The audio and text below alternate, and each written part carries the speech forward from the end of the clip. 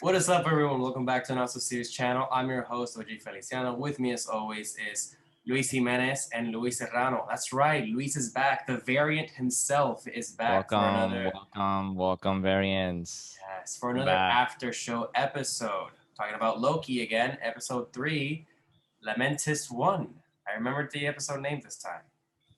So, to start us off, first of all, if you didn't know what After Show is, it's the show after the show. This time we're going to be talking about Loki. If you haven't seen it, go watch it, then watch this episode. And if you haven't Mhm. seen our previous episodes, watch those, and then watch this episode. The link is going to be in right around here in the card. Watch that and come back. Luis, hope you enjoyed your vacation. Thank you. Now let us know what you thought about Loki's vacation on this third episode to Lamentis 1.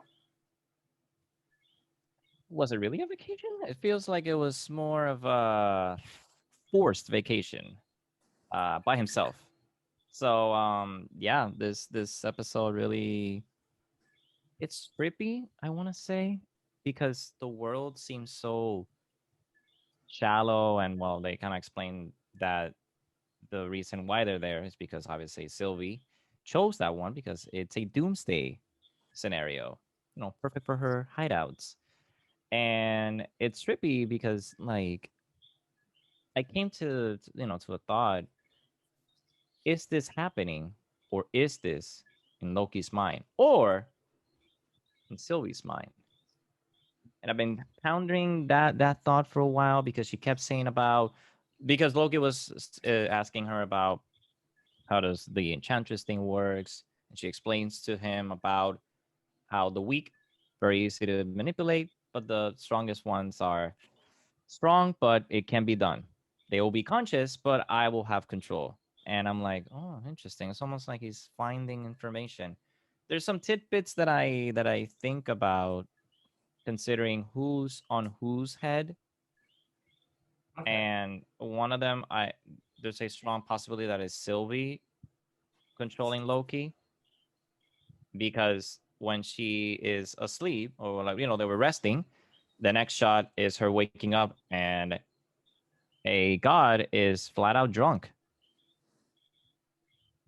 Okay. Another thing that you can probably spin it is maybe Sylvie is the one because she did fall asleep and maybe Loki through his mind and his charm and his wittiness found how to do that and basically plotted this entire thing because there's just a lot of stuff happening almost to perfection to the point where in the end they do all this entire shot trying to get to the ship immediately falls right when they're going to be. It's almost like shucks.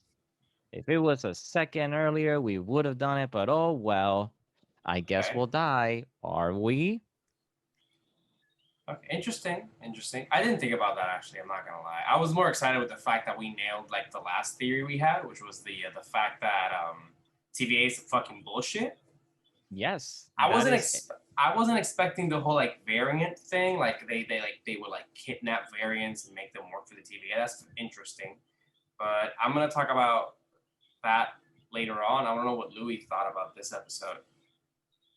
This episode honestly got me on board in a way that I thought WandaVision was my favorite Disney Plus Marvel show to come out.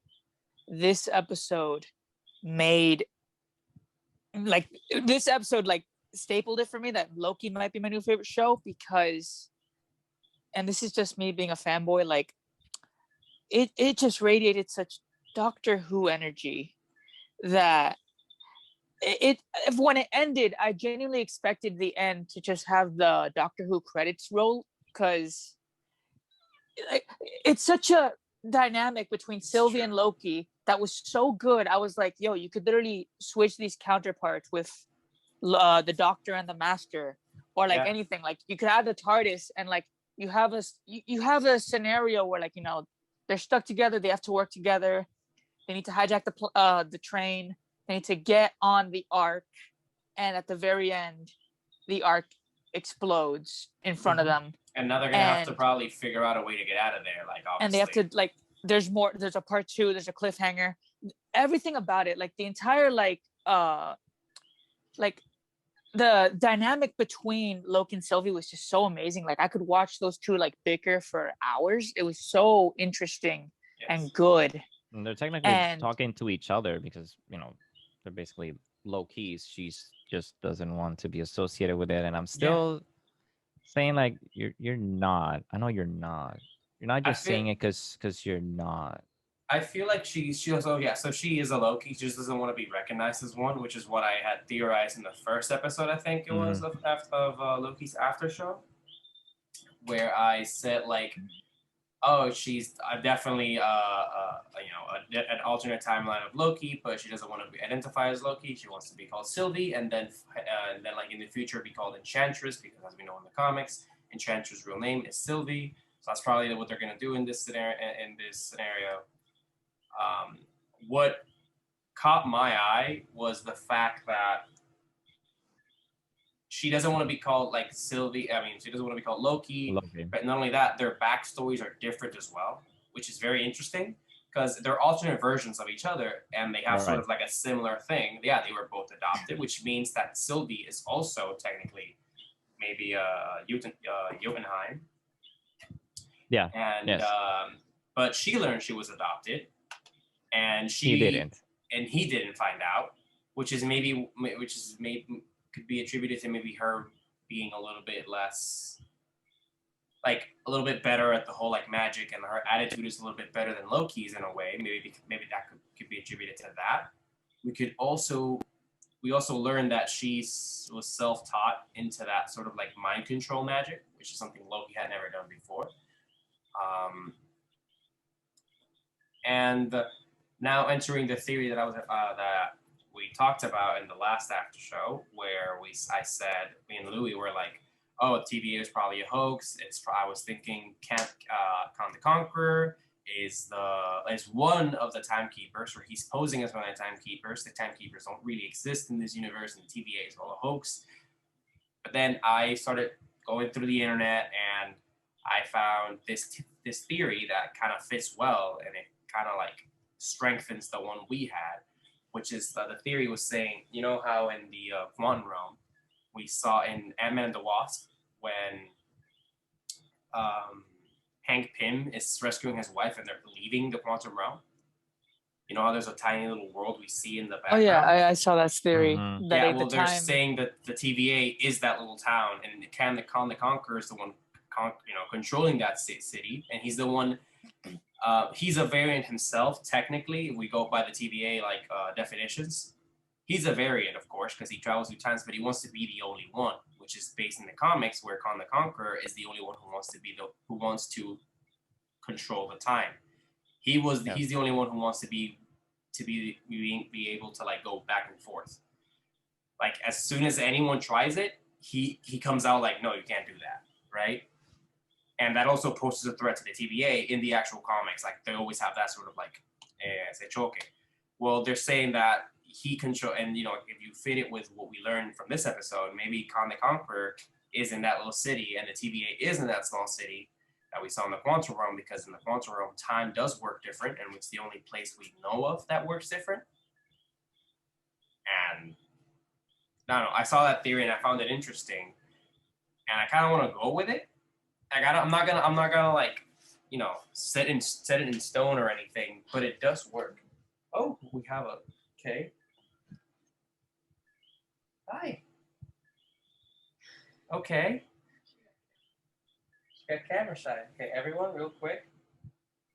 I had a Nova, a new little kitten, and she's gone now. This replaces Bowie, maybe? This does not replace Bowie. No? This just adds another character. Everyone's met Bowie, they've met Rocky, now they've met Nova. Nova, yep. Almost knocked down the good old Stan Lee. So good. Someone's curious. Anyways, I'm not gonna set that theory in stone yet, but I kind of like it. I'm still thinking the whole I'm pretty sure the TVA does work the way they say it works. I just think that the origin they gave us is completely fake. Like it's probably Khan the Conqueror, controlling people. The TVA is a whole mess. And I think the judge, I forgot her name. Ravonna. I think she knows this as well. Or she could be being she could be manipulated by God. I really did like that twist. I liked the twist of like, everyone that works at the TVA is a variant themselves. Like, and it just goes to show you that maybe even like Mobius, he's a variant. He was taken from his own time. Maybe that's why he likes jet skis so much. That's why he likes jet skis. You know, he was just a I man didn't that even enjoyed think jet about skis. it.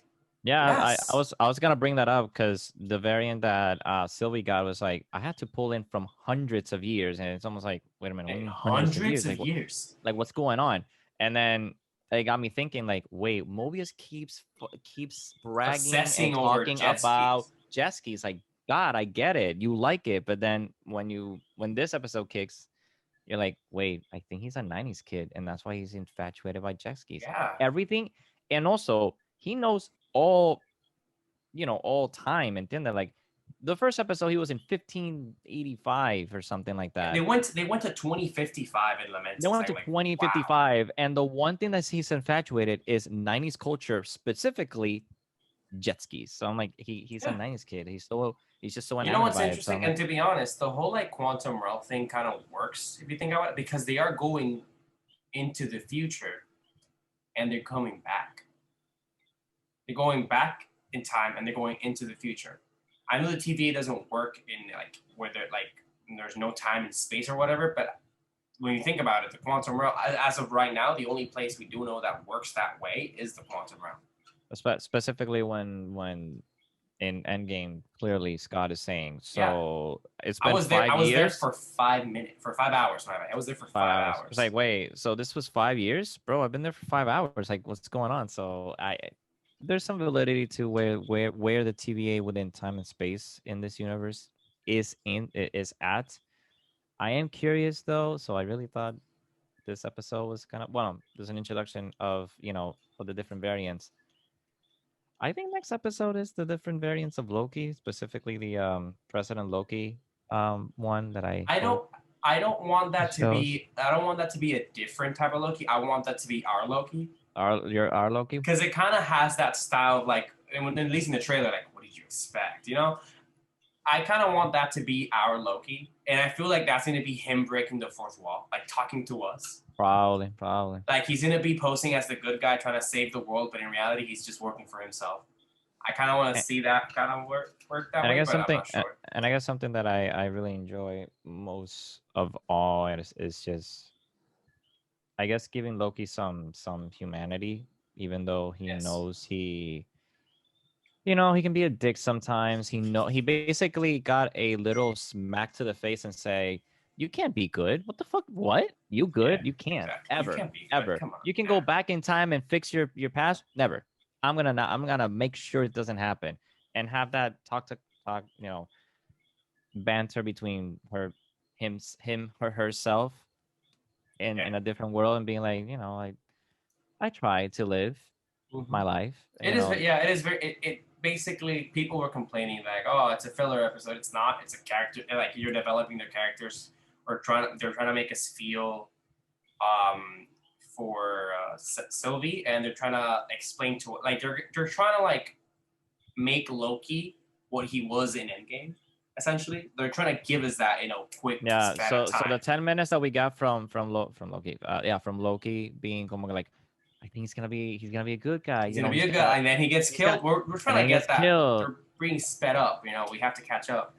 But to be honest, I feel like this episode leaves us pretty dry in terms of like future theories. I kind of pulled that one from the internet, and it kind of works well with what we've already said. I like your thoughts on like them being like, this could be a whole like mind game, whether it's Loki with mind controlling Sylvie or Sylvie controlling Loki. There's various degrees as to where, because you would have to account, if you're going for the Loki one, you have to account, okay, so he learned it in how many hours since then, and also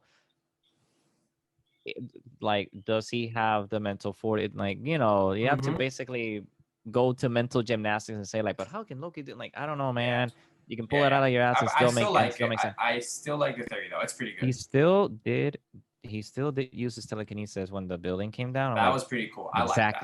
Exactly. This is what I want, because he's not just changing himself and whatever. No, he's very powerful. He's a god. God damn it! Like, what? Yeah, no, to be honest, that was a really good scene at the ending. I loved it. It was very well shot. I like the cliffhanger. I was trying to think like have any other Disney shows giving us that, Marvel shows? And I was like, yeah, WandaVision did it, but it was sort of like towards the end, and they weren't like really big cliffhanger. Well, yeah, the last two episodes, At least the Agatha one was yeah, the pretty Agatha one, that was a pretty quick cliffhanger. But we're getting a cliffhanger like mid-season. I'm like, what? mid what? one, yeah. And we're only at the halfway point. Like we still have 3 more episodes. We still have 3 more cover, episodes. so- Honest, that's gonna be interesting. So, if you want to see us cover those 3 episodes, make sure to subscribe. You know, if you like this content, if you like this episode, leave a like, and remember to hit that bell notification so you know when we release new episodes. It's kind of how it works here. Yeah. Be on the lookout. We will be doing more series. I have plans for other types of types of videos, not just this type of video. We do also movie reviews, trailer reviews. After show is kind of like our thing, where we talk about the show, and it's gonna be a new little project coming from me. Stay tuned. Anyways, see you in the next one. Okay.